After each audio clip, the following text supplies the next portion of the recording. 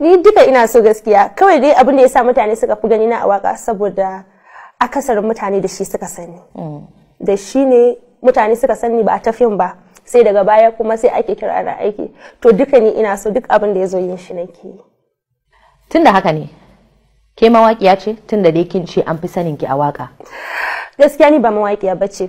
Saboda na ga akwai wasu tambayoyin da wasu suka yi a social media sun ce ya ce yana so ya sani waƙoƙin da kike hawa ke kike rubuta da kanki ko rubuta miki ake yi kina rerawa? Gaskiya akasari idan dai zan yi waka ni daya ba namiji, to ni nake kiran mawaƙin sai in ci mai shiga yadda nake son waƙan ya kasance, shi kuma sai yayi waƙan, in yayi waƙan sai ya kira mawaƙiyar sai ta zo ta dora, in ta dora ni kuma sun gama sai su tura min. Ya maganar soyayya ki da Hamisu Breaker? Mutane da dama sun sani, suna faɗa, sun ce kin yi gwagwarmaya akan soyayyar ku. A ina soyayyar ta kwana? Tunanin mutane ne haka an dadiza. Kawai mutane idan sun ga kana mu'amala da mutum sai su dauka soyayya ce. Amma maganar gaskiya ni ban taba soyayya da shi ba. Kawai dai abokin business ina ne, sannan muna da fahimta tsakaninmu, amma maganar soyayya babu ita.